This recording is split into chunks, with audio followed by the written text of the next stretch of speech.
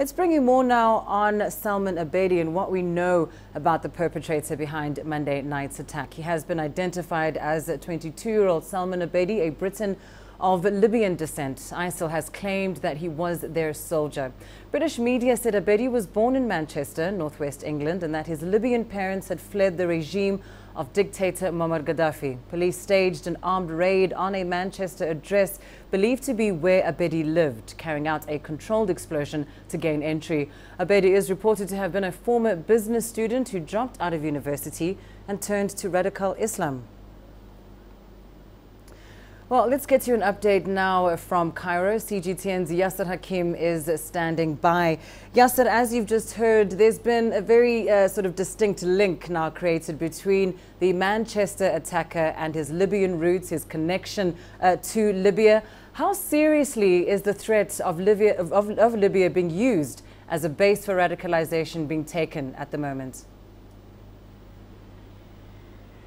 Well, the threat has been there for a while. It's just that now it's been felt directly after this bomb. But first of all, we should understand that this man was born and bred in the UK.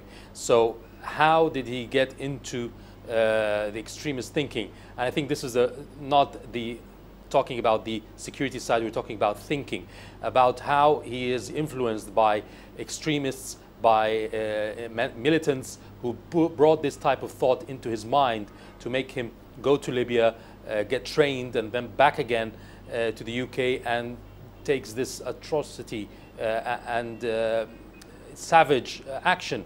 So first of all, there has to be the awareness that extremist thinking has to be stopped and not to reach the youth all over the world, not just in the Middle East, because this will have its effect afterwards.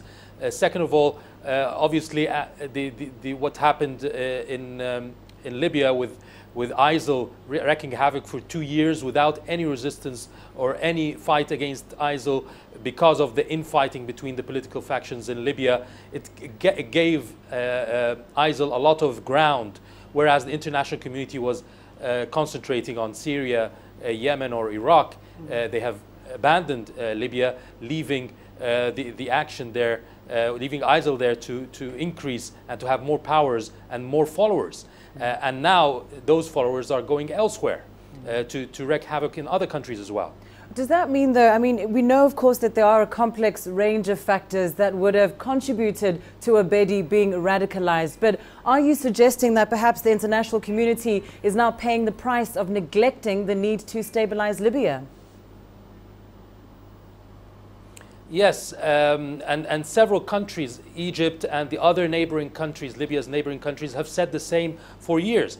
They have criticized the West for bombing Libya during the uprising that led to the fall of Gadaffi. NATO interfered and had bombed Libya and dismantled the army, but did not continue in the country to try to help in rebuilding the country. It went out, leaving the army dismantled, giving room for militias to organize themselves, to arm themselves, and to fight each other, and thus giving room for terrorist groups such as ISIL to gain control and also to disperse, giving a threat to the neighbors, first to Egypt, to Tunisia, to Morocco, to Algeria, and then going to Europe through illegal migration groups, through the boats, the illegal migrants.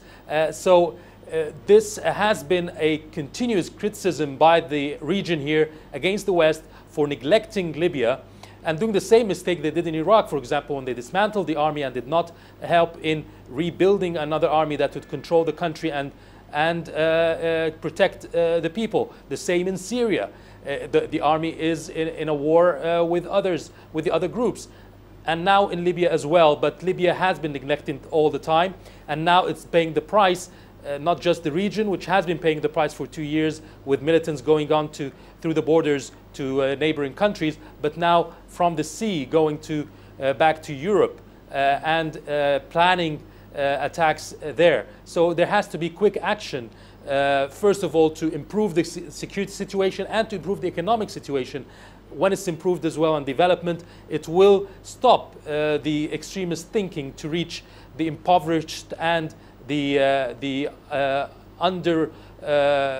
underdeveloped people in these areas and in these countries. So there has to be action with the West and the region very quickly.